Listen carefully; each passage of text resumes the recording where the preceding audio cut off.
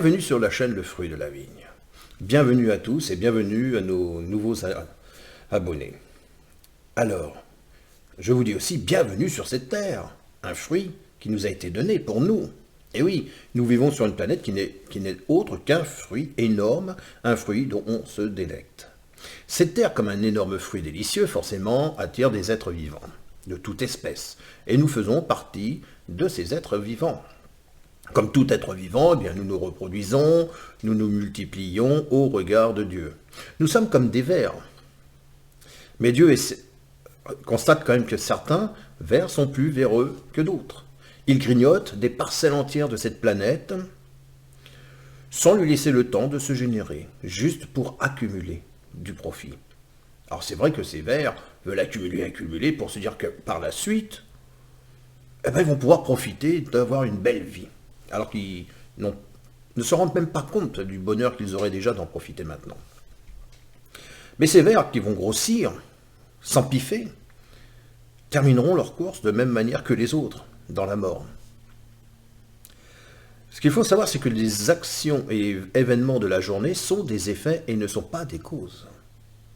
Le libre arbitre n'est que la liberté de choisir. D'ailleurs, Jésus dit lui-même, « Laissez les morts enterrer les morts », et ces gens sont morts par leur matérialisme, ils sont morts de vouloir s'empiffrer. Ce qui ne veut pas dire que c'est pas bien de vouloir quelque chose, de le désirer.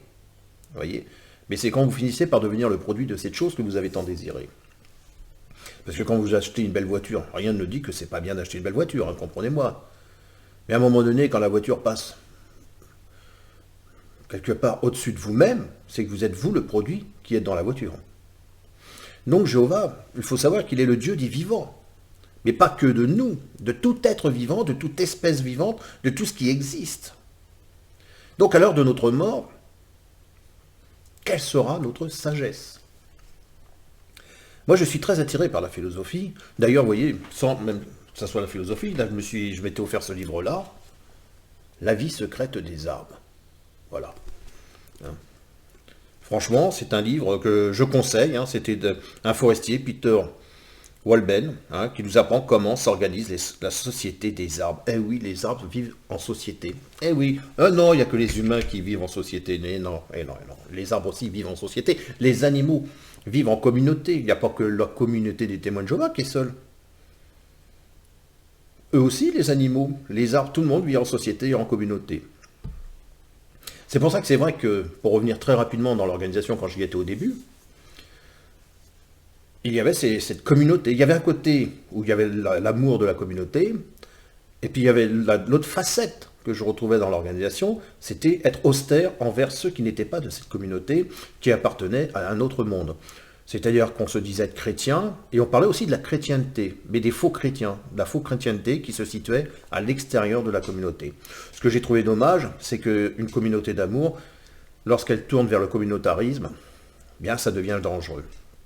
Donc oui, je suis très amoureux de la philosophie, parce que il y avait cette phrase que j'avais appris à l'époque, hein, la sagesse, c'est le bien de l'esprit humain, à sa perfection. La philosophie, c'est le goût et la recherche de la sagesse. L'un est le but où parvint la seconde. Et d'ailleurs, dans sa deuxième lettre, dans Genèse, dans le chapitre 2 et le verset 9, « Et Jéhovah Dieu fit pousser tout arbre agréable à regarder, et aux fruits délicieux, ainsi que l'arbre de vie au milieu du jardin, et l'arbre de la connaissance du bien et du mal. » Ce texte en tout cas, puis l'ensemble de ce que je fais aujourd'hui sur la vidéo, m'a amené à une citation que je mettrai à la fin. Ça m'est venu comme ça, c'est une citation qui m'a plu et que j'ai dit, bah, tiens, je vais la mettre en place. Alors pourquoi choisir un arbre? C'est ça la question. En plus du cadre visible et agréable, nous pouvons nous laisser instruire par les arbres. Mais comment on peut se laisser instruire par un arbre? Tout arbre, avant de produire des fruits, fleurit. Un fruit est toujours issu d'une fleur. Comprenez-vous cette fleur? Peut-être que certains d'entre vous avaient étudié la botanique et êtes bien meilleurs que moi pour m'expliquer la vie des arbres, ou la vie des fleurs, etc. Mais comprenez-vous pleinement cette fleur? Comprenez-vous un seul atome de son existence? Il y avait un proverbe biblique qui dit que la sagesse est un arbre de vie. Vous voyez? Pas l'arbre de vie qu'on met dans au milieu du jardin. En tout cas, non. Excusez-moi, non, c'est l'arbre au milieu du jardin, c'était l'arbre de la connaissance. Mais il y a eu l'arbre de vie. Et pourquoi ce proverbe nous dit que la sagesse est un arbre de vie pour ceux qui la saisissent? Être en contact de la nature favorise notre bien-être physique et psychologique. Chaque goutte de sève, imaginez que chaque goutte de sève contient la plénitude de l'arbre entier. La transpiration est un passage d'eau de l'intérieur vers l'extérieur de la plante. Elle crée un appel d'eau dans la plante qui sert de moteur pour faire monter la sève. L'eau de la sève brute est transportée des racines aux parties aériennes par les vaisseaux du xylème. Elle passe dans les cellules du mésenchyme par diffusion. Elle est ensuite évacuée par évaporation à travers des pores, les stomates.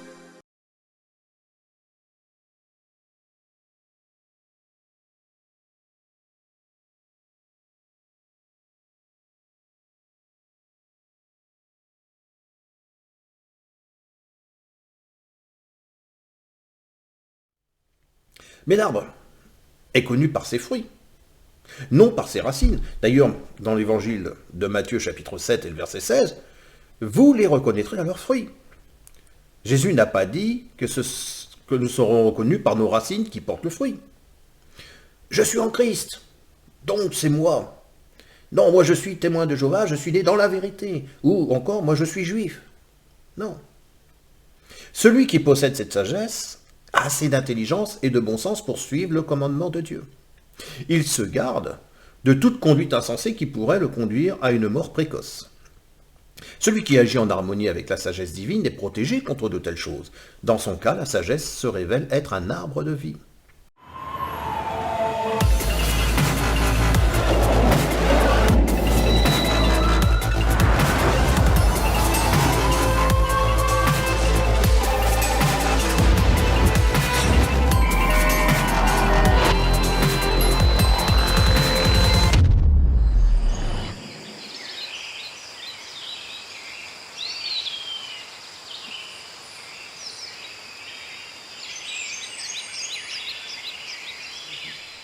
Pensez-vous à celui qui a planté l'arbre dont vous mangez le fruit. Lorsque vous mangez des fruits, est-ce que vous réalisez qui a planté ces arbres? Ah, c'est incroyable. Bien que l'arbre ne respire pas, alors comme nous, bien qu'il ne voit pas comme nous, on ne pense pas, parce que c'est vrai qu'un arbre, on peut se dire, il ne pense pas comme nous, après tout. Est-ce que ça fait de lui une marchandise? Est-ce que ça fait de lui un produit?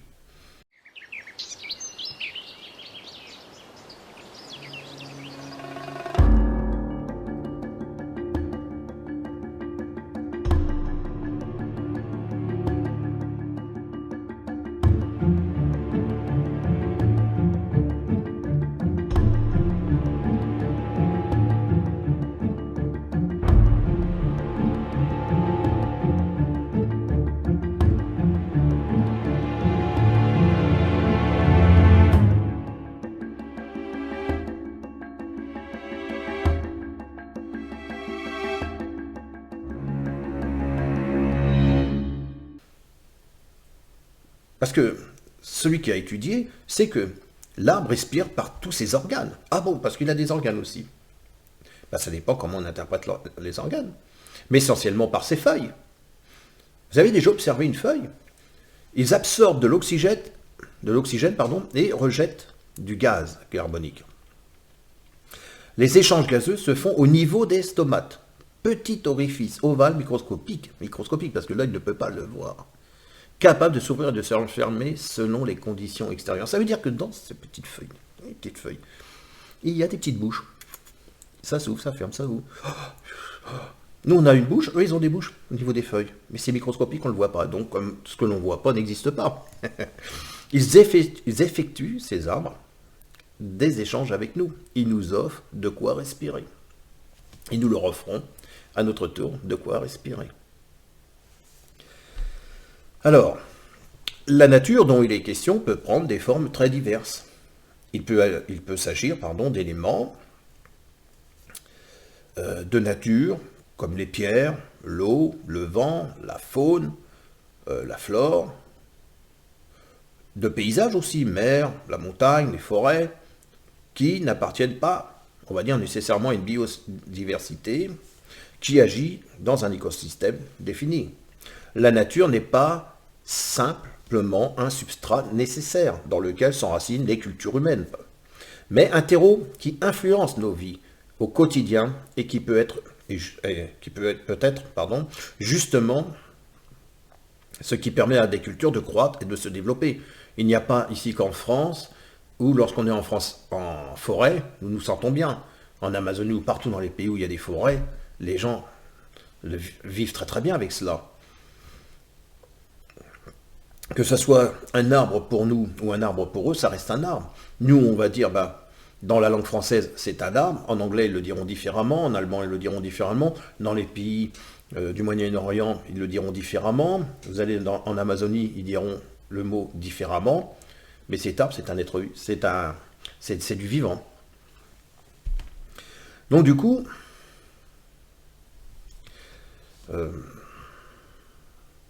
pour parler de culture et autres, je voudrais reprendre une pensée de Rav Elie Lemel. Il dit qu'avant même d'entreprendre une quelconque démarche, et ça moi j'en avais parlé différemment, hein. C'était par rapport à l'excommunication, et je pense que pour un certain nombre d'entre vous, ça n'a pas été perçu comme je l'aurais voulu, puisqu'on m'a dit, oui, mais alors donc dans ce cas-là, tu conseilles les témoins de Jéhovah de rester dans l'organisation. Non, moi je conseille rien, la personne fait ce qu'elle veut. Elle veut quitter, c'est son problème, elle veut rester, c'est son problème. Simplement, ce que je veux mettre, c'est la mise en garde, la mise en danger, c'est de savoir, et là donc, avant même d'entreprendre une quelconque démarche, Rav Elie Lemel nous dit, il faut d'abord être dans l'acceptation. Ce travail d'acceptation, c'est tout simplement une démarche dans laquelle je me rappelle que je m'appelle un être humain. Ah oui, nous ne sommes pas des choses. Lorsque nous quittons une organisation, quelle que soit, nous ne sommes pas des choses, nous ne sommes pas des produits où on doit évincer, où on doit rejeter. Nous sommes avant tout des êtres humains. Et pourquoi la sagesse d'un arbre? Toujours pour continuer dans la pensée de Rav Elie Lemel, un humain c'est Adam, l'homme dans sa dimension globale. Adam, c'est la terre avec la capacité de tout ce qu'elle inclut, mais aussi la capacité de tendre vers quelque chose de plus élevé. Et oui. Vous voyez, c'est sur le bois que Christ est mort pour nous. Il est loin d'avoir le comportement d'un homme ambitieux et détenteur du pouvoir qui aurait dit, peut-être un jour qu'il l'a dit, que nous sommes tous au service de quelqu'un et payés pour ça. Eh oui, nous sommes tous au service de quelqu'un et payés pour ça, ça veut dire que nous sommes que des produits. Et celui qui a l'argent peut obtenir ce produit comme il l'entend. Dans le livre de Révélation, chapitre 22, au verset 14, on peut lire « Bienheureux ceux qui lavent leurs robes, et elles ne peuvent être blanchies que dans le sang de l'agneau, donc de Jésus. Ils auront droit à l'arbre de vie. » Est-ce que ça veut dire... Ah, là c'est intéressant, ils auront droit à l'arbre de vie. Est-ce que ça veut dire que si j'espère vivre dans le ciel, il va y avoir un arbre de vie? Quel arbre? Ou alors est-ce que c'est un arbre de vie qui va être remis en place sur terre? Mais bon, si je dois remettre un arbre de vie sur terre, la Terre c'est comme toute une planète, là on ne sera plus dans un endroit particulier où l'homme pourra. On ne va pas faire des voyages énormes, désolé on est en direct, c'est le chat. On va devoir faire des voyages pour aller vers cet arbre de vie. Je ne pense pas que l'arbre de vie sera un petit peu comme la Mecque chez les musulmans, où il va falloir se rendre à tel endroit si on veut continuer d'exister. Ça mérite à refaire peut-être une vidéo là-dessus. Donc ils entreront par les portes dans la cité. Telle est la bénédiction des rachetés. Et oui, on a été rachetés. Donc cet arbre de vie est symbolique, où sera-t-il sur terre? Ça peut amener à une autre vidéo. En entendant, cet arbre de vie, je n'attends pas qu'une doctrine me sauve, plus qu'une autre. Mais avant de porter du fruit, commençons d'abord à en avoir les fleurs. Voilà. Donc, pourquoi je voulais faire cette vidéo par rapport à la sagesse? Parce que, regardez les arbres, par rapport à nous. Nous, on vit. De toute manière, à partir du moment qu'il serait même nécessaire de parler de la mort, parce qu'à partir du moment qu'on vit, il y a la mort. Quand vous regardez ce que fait un bébé lorsqu'il arrive au monde, il inspire là. Et qu'est-ce qu'on fait quand on va mourir?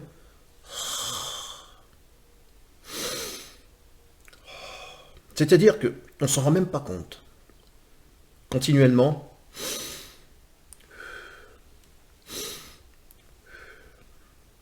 on inspire, on expire, on inspire, on expire. On inspire la vie et on expire vers la mort. Ça serait un moyen de travailler là-dessus et de comprendre. Voilà, l'arbre de la sagesse, c'est aussi de me montrer effectivement que dans les tout débuts, effectivement, lorsqu'on suit une communauté, ben c'est ça. C'est qu'un côté austère envers les gens qui sont extérieurs à la communauté, et celle-ci peut se montrer plein d'amour entre les personnes de cette communauté. Il y a beaucoup de choses à dire, il y a beaucoup de choses à regarder et à percevoir. Et c'est important que chacun d'entre nous en prenne conscience. Les arbres étaient là avant nous. Ah oui, quand l'homme a été créé, avant que l'homme soit créé, la végétation était là avant nous. Moi, il y a des arbres, quand je passe, ils ont 100, 150, 200 ans. Vous voyez, ils sont beaucoup plus vieux, ils ont des générations. Donc c'est important d'acquérir cette sagesse, parce que l'arbre nous apporte beaucoup. Un arbre, ça amène aussi à vivre à d'autres êtres. C'est de regarder par exemple les oiseaux qui viennent y faire leur nid, qui viennent s'y abriter, se protéger contre d'autres animaux. Donc l'objectif de cette vidéo, c'est d'acquérir de la sagesse, d'acquérir du discernement et de travailler sur soi. Surtout de faire attention avec les nuances qui existent, hein, c'est-à-dire la fausse humilité, qui certainement est de l'orgueil. Moi, on parle souvent avec le Christ, on le met sur un piédestal, alors que Jésus il a dit qu'on ferait de plus grandes choses que lui. Mais ce qu'il nous faut, c'est avoir de la patience. Alors effectivement, oui, Pascalou, toi tu me disais que tu attends toujours la prophétie. Bah, pour l'instant, tu vas attendre, hein, parce que ce n'est pas mon ressenti actuel. Avant d'essayer d'espérer comment ça va se terminer, il faut déjà travailler sur soi. Il faut que tu travailles sur toi. Je sais que toi, tu es dans la décision peut-être de quitter ou pas l'organisation, tu te poses un tas de questions, tu vas sur des vidéos d'ex-témoins de Jéhovah. Essaye déjà d'acquérir la sagesse, de prendre ton temps. Je ne dis pas qu'il faut rester dans l'organisation, je ne dis pas qu'il faut en sortir, mais il faut savoir que le moment où tu feras le choix et tu prendras ta décision, il y a soit tu vas être dans l'acceptation, ou soit tu vas refuser cela. Tu vas te dire, oui, mais j'espérais quand même qu'on me parle. Donc c'est une décision qui peut et qui n'appartient qu'à toi-même. Moi, je ne peux pas juger là-dessus. Je remercie également d'autres personnes avec qui ils ont fini par reconnaître que je ne défendais pas spécialement la pédophilie. Et non, je ne la défends pas, de toute manière, que ce soit dans n'importe quelle organisation, même celle des témoins de Jéhovah. Par contre, j'ai bien conscience que ceux qui vont combattre ce domaine, qui est la pédophilie, ben, il va y avoir un dur combat pour eux. Ça va être très très dur comme combat. Mais de mon côté, j'estime qu'effectivement, une personne qui commet des actes pédophiles, il doit être jugé. Ça, c'est indéniable. Mais bon, c'est pas moi qui régis les lois. C'est pas moi qui les fait appliquer. Moi, je suis pas un ancien. Effectivement, quand je regarde dans une salle du royaume le fonctionnement, pour certains d'anciens, ce ne sont pas des anciens. Pour moi, ce sont des gestionnaires de salles. Voilà. Pourquoi? Parce qu'ils ont tellement de travail. Et d'ailleurs, c'est pour ça aussi, toi, Pascalou, quand tu me dis que il faudrait que je fasse plus de vidéos, non. Parce que je ne veux pas devenir comme ces anciens, c'est-à-dire, à l'époque, j'ai joué sur des jeux en réseau, et sur ces jeux en réseau, je ne faisais du no-life. C'est-à-dire que j'étais incapable de séparer ma vie professionnelle, ma vie personnelle et la vie de jeu. Je vivais que dans le jeu. J'avais hâte de me brancher et pas me déconnecter. Aujourd'hui, tout ça, pour moi, c'est en arrière. J'ai ma vie, il faut que je m'occupe de moi, il faut que je m'occupe de mon épouse, de mon fils, il y a le bien vivre, il faut que je m'occupe de ma petite famille, que je profite aussi, hein, tu sais, d'aller, là j'ai des travaux à faire à la maison, j'ai pas mal de choses à faire, je ne veux pas vivre uniquement sur l'ordinateur et faire de la vidéo. Voilà. Donc il faut prendre son mal en patience, et en tout cas, il faut être patient. Il faudra que tu patientes, tu auras beau me le répéter, il faudra que tu sois patient. Mais par contre, effectivement, je suis en train de faire ma thèse, où je vais parler de l'ensemble des prophéties et de l'aboutissement de ces prophéties. Mais il faudra te montrer patience, que j'ai même pas encore commencé, du moins, si j'avais commencé, mais j'ai pas terminé.